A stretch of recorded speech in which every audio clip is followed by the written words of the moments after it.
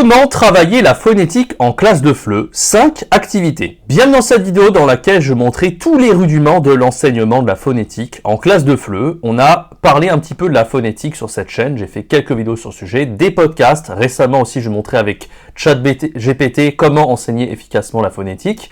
Mais dans cette vidéo, on va passer en revue tous les types d'activités qu'on peut faire pour la classe de FLE. Parce que très souvent, quand vous enseignez à partir de manuels la phonétique, ça va être systématiquement les mêmes types d'exercices. C'est-à-dire des exercices de discrimination, reconnaître un son plutôt qu'un autre, savoir donc faire des exercices structuraux pour pouvoir, la phonigraphie, pour pouvoir associer les sons aux phonèmes, ce genre de choses.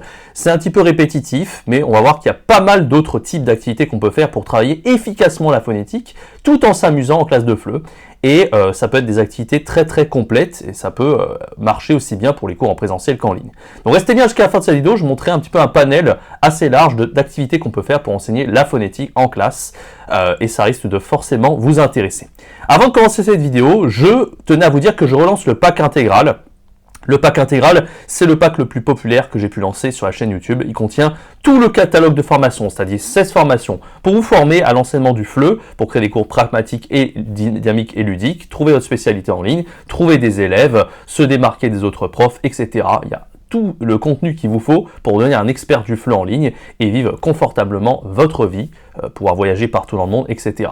Ce pack, donc, il a eu tellement de succès ces 3 dernières semaines que j'ai décidé de le relancer. C'est vraiment une offre à durée limitée qui va vraiment pas durer longtemps. Et encore une fois, hier je l'ai relancé, il y a des profs qui se sont précipités dessus. Donc profitez-en vraiment parce que ça va pas durer longtemps cette offre, parce que c'est un tarif qui est extrêmement intéressant, c'est moins 85% pour toutes les formations du catalogue. Donc 30 € l'unité par formation, c'est que dalle. Et donc si vous êtes intéressé par ce pack, allez-y, foncez, c'est le premier lien dans la description. Alors, quels sont les types d'exercices qu'on peut travailler pour la phonétique en classe? On va pas passer par 4 chemins. Pour moi, il y a 5 types d'exercices intéressants. Et comme je vous l'ai dit, très souvent, quand on fait de la phonétique, on se contente du premier type d'exercice, les exercices de... j'ai mal souligné. Les exercices de discrimination, voire même le dernier, les exercices structuraux. Ça, c'est assez connu aussi. Voilà. Se limiter à un ou deux types d'exercices, c'est pas très marrant pour les apprenants, c'est un petit peu répétitif, etc. Il existe différentes façons de travailler la phonique. En réalité, on peut la travailler à travers des jeux. Je vais montrer 3 exemples dans cette vidéo. Ce sont des jeux qu'on peut faire aussi bien en ligne qu'en présentiel, qui sont très ludiques d'ailleurs. On peut travailler par la compréhension orale, vous allez voir un petit peu en quoi j'appelle ça une compréhension orale phonétique et en quoi ça diffère des exercices de discrimination. Et on peut aussi faire de la production orale à partir de la phonétique. Alors bon, vous allez voir un petit peu ce qu'il en est, et j'ai donc ces 5 types d'activités à vous proposer dans cette vidéo. Alors, le premier type d'activité, je vais vous montrer un exemple très concret avec les voyelles nasales. Là, j'ai repris une ressource des experts. C'est une ressource que j'ai achetée. Je trouve que les experts font des très bonnes ressources également. En plus, c'est pas très cher. Donc moi, je vous conseille aussi, si vous avez l'occasion, en plus des ressources de Abdou Flippis qui sont plutôt excellente, plutôt pour la production orale, etc. Si vous voulez travailler des points spécifiques comme la conversation, la phonétique, etc., les experts ont fait de super ressources là-dessus. Donc vous avez 2 possibilités, soit vous les achetez à l'unité, moi c'est ce que je fais à l'heure actuelle, peut-être que je prendrai aussi un abonnement aux experts pour avoir quelques petites activités très spécifiques, c'est vraiment pas mal. Et ils ont fait une activité sur les nasales, donc ils ont fait sur d'autres choses en phonétique, que je vais travailler avec mes apprenants, mais c'est vraiment pas mal. Donc déjà, on a un premier exercice aussi, là, ce que j'appelle un exercice de discrimination, c'est que les apprenants, ils doivent écouter l'enregistrement audio, et des fois, on aura une voyelle orale, des fois, on aura une voyelle nasale. Quand c'est oral, c'est qu'on n'utilise pas le nez, et quand c'est nasal, c'est qu'on va utiliser la bouche et le nez en même temps. Donc ça, c'est déjà un petit exercice qu'on appelle de discrimination, parce qu'en fait, ils doivent discriminer une voyelle et une autre, une voyelle orale et une voyelle nasale. Vous voyez, donc ça c'est un exercice qui est assez classique, qu'on retrouve beaucoup dans les manuels, mais voilà, ça a le mérite de le faire, c'est quand même un exercice qui est très intéressant, parce que là, on est bien sûr dans la reconnaissance, mais on est aussi dans la prononciation, parce qu'ensuite vous allez le dire, les apprenants vont devoir répéter, etc. Donc voilà un type d'exercice de discrimination. Sinon, souvent, ce qu'on propose dans les manuels, par exemple, là c'est un extrait de Alter Ego, très souvent on vous demande de différencier le O et le ON, par exemple. Donc là, j'ai mis un exemple, mais des fois, ça va être le 1 et le est, ou le U et le OU, etc. Et on va vous demander de faire un tableau. Les apprenants, ils vont faire un tableau comme ça. Ils vont mettre le O et le ON dans une autre colonne. Et chaque enregistrement, par exemple, premier, il va dire tonton, par exemple. Et là, c'est le premier, il va devoir mettre un 1 dans la bonne colonne. je sais pas moi, bateau, bah là c'est la lettre O, et bah, il va devoir mettre 2 ici, voilà. Et souvent ça c'est ces exercices de discrimination qui sont très présents dans les manuels, et comme je vous l'ai dit, souvent on fait que ça en fait en phonétique, très souvent, vous voyez, dans le manuel on va juste dire écoutez et répondez, ouais, il y aura un peu de la répétition, après il y aura la discrimination, combien de fois vous entendez, classé dans le tableau, etc. Donc c'est pas très marrant, moi je vous montrais des exemples très ludiques pour travailler la phonétique, c'est parti, à travers les jeux. Un des premiers jeux proposés par les experts que j'ai trouvé super intéressant, alors ça c'est souvent en présentiel qu'on fait ça, mais moi j'ai eu l'occasion en fait de mettre ça en place en ligne aussi, hein, mais bon c'est vrai qu'en présentiel c'est quand même, ça s'y prête un peu mieux on va dire. C'est par exemple, alors si vous enseignez en présentiel ça peut être génial pour vous d'avoir des petites cibles comme ça avec le différent phonème, donc on, en et un. Hein, non comme non, sans et ben, pour qu'ils puissent bien comprendre, parce qu'il y a des, faut savoir qu'il y a des apprenants qui connaissent très bien l'alphabet phonétique international et d'autres qui ne le connaissent pas du tout. Donc bon, après ils s'y habituent, hein, en on et un, c'est pas très difficile à retenir, mais au début ils se disent qu'est-ce que c'est que ce A avec un tilde au-dessus, là ils savent pas trop. Donc c'est pas mal de mettre un petit exemple en dessous comme ça, et en fait l'objectif si vous êtes en présentiel par exemple, ce serait de découper les cibles, et à chaque fois que l'apprenant il va entendre un phonème, vous allez mettre un oral, ou peut-être que vous allez prononcer quelques phonèmes, hein, ou peut-être que vous les avez préparés avec ChatGPT, c'est vous qui voyez, et bien l'apprenant il va avoir tapé sur une des cibles le plus rapidement possible, peut-être qu'il va être en compétition avec un ou plusieurs apprenants, il va taper sur la cible, et le premier qui sera le plus rapide et qui aura juste, il aura le point. Voilà un exercice ludique, une sorte de jeu qu'on peut faire en présentiel. Alors en ligne, ça serait un peu différent, on va pas bien sûr découper, on va pas demander à l'apprenant de taper avec sa main, mais par exemple, voilà, il existe certains sites, certains outils qui permettent à l'apprenant de cliquer sur une des cibles. Vous pouvez par exemple préparer un Learning Apps où vous allez mettre le en, le on et le 1, et dès qu'il va entendre un son, il va devoir cliquer avec sa souris sur un des sons, et peut-être qu'ils sont en concurrence avec deux apprenants, et le plus rapide des deux pourra gagner le point. Ça se fait assez facilement avec le site learningapps.org. Voilà un des types de jeux. Sinon, on a un autre jeu comme ça, c'est pareil, ça peut être assez bien en présentiel. En présentiel, comment faire? Vous allez par exemple prononcer une phrase « je viens de manger du pain ». L'apprenant, il aura les phonèmes dans le désordre, hein, un, en, on, etc. Il va devoir les remettre dans l'ordre par rapport à ce qu'il a entendu. Par exemple, je viens, donc ce sera le 1 qui vient en premier, après on a mangé le en ici au milieu, et pain, on aura le 1 à la fin. Et l'apprenant, voilà, il va devoir reconstituer la chaîne de phonèmes comme ça, dans le bon ordre, et voilà, tout simplement il va s'entraîner un petit peu, et il y a un côté un peu jeu, parce que quand même il va devoir, en présentiel, il va devoir mettre tout ça dans l'ordre. En ligne c'est pareil, hein, vous faites ça avec Learning Apps, assez facilement, il y a un outil qui vous permet à l'apprenant en fait de faire de maintenir la souris sur un des trucs, et puis de le bouger, pour mettre tout ça dans le bon ordre en fait. Je sais pas si vous voyez ce que je veux dire. On peut assez facilement faire ça avec Learning Apps. N'hésitez pas à me dire dans les commentaires de cette vidéo si vous voulez que je fasse un tutoriel Learning Apps pour les exercices de phonétique. J'avais déjà fait pas mal de tutoriaux sur la chaîne par rapport au jeu Learning Apps, mais je peux peut-être être un peu plus spécifique et faire ça spécifiquement pour les activités de phonétique. Voilà un des jeux qu'on peut faire qui est très bien à faire en présentiel et en ligne avec les apprenants. Et un autre jeu qui est pas mal proposé par les experts, c'est par exemple en présentiel, vous allez découper des numéros comme ça, et ensuite vous allez afficher un tableau. Alors l'apprenant, il va piocher un des numéros, par exemple 2, 20, 18.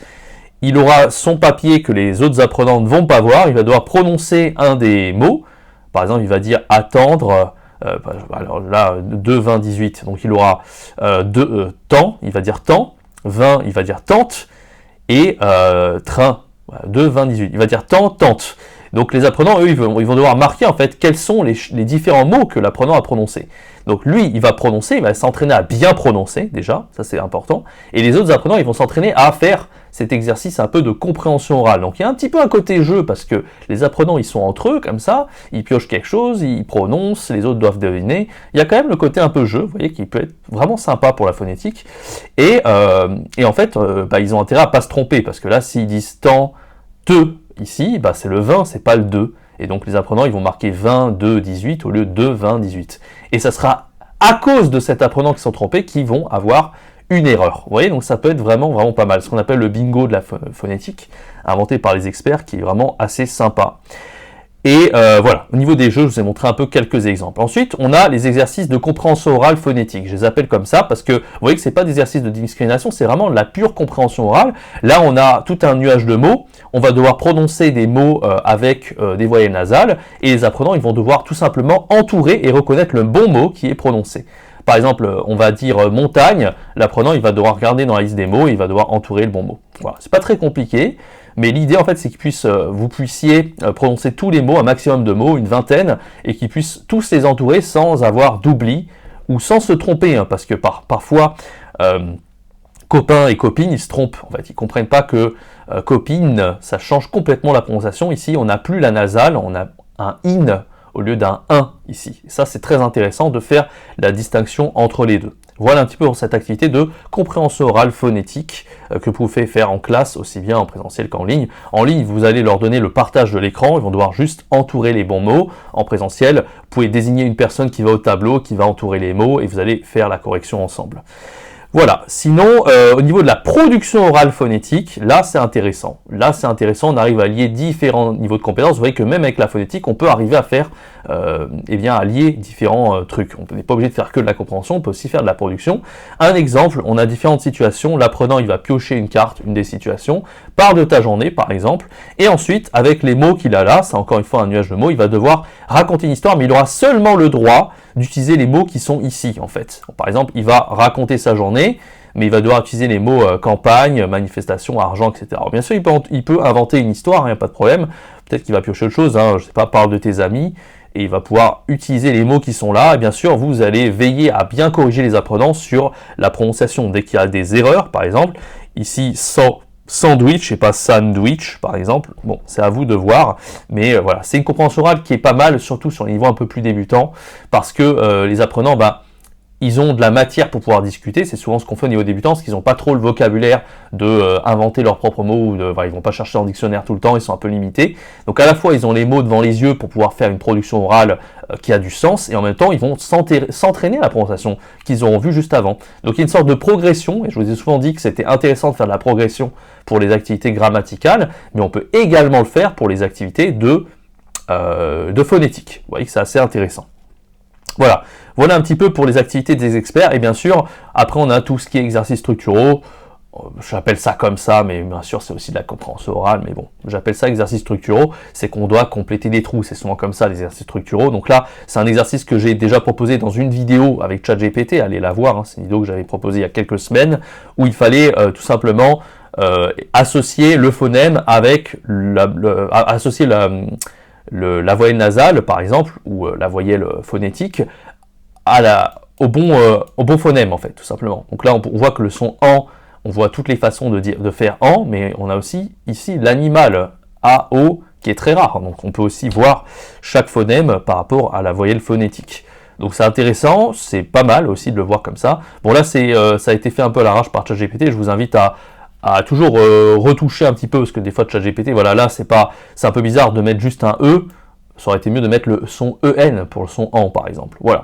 Mais en tout cas c'est intéressant, et c'est ce type d'exercice qu'on va plutôt donner en devoir éventuellement aux apprenants, parce que l'exercice structuré est un petit peu moins fun à faire que les jeux et la production orale que je vous ai montré dans cette vidéo. Voilà, j'espère que cette vidéo vous a plu. N'hésitez pas, le pack intégral, je le relance pendant c'est une édition limitée qui va durer très peu de temps. Vous êtes déjà plusieurs à vous être procurés, alors que je l'ai seulement annoncé hier, donc bravo à vous, félicitations. Profitez-en vraiment, c'est toutes les formations du catalogue, il n'y a pas plus intéressant. Franchement, si j'étais vous, je me procurerais ce pack, comme ça on n'en parle plus, on a toutes les formations, on peut se former à fond et prendre son temps, voilà, au fil des semaines et des mois, pour atteindre toutes les compétences comme prof de FLE en ligne, et bien gagner votre vie et être heureux et épanoui dans votre métier. Parce que voilà, vous pouvez toujours prendre les formations à l'unité, hein, pourquoi pas, mais si vous faites le calcul, ça reviendra par contre beaucoup plus cher. Voilà, donc n'hésitez pas, ce pack, il est présent dans le premier lien dans la description. Et merci d'avoir suivi cette vidéo, on se retrouve très bientôt pour une prochaine vidéo sur la chaîne YouTube. C'était Jérémy, ciao, bye bye.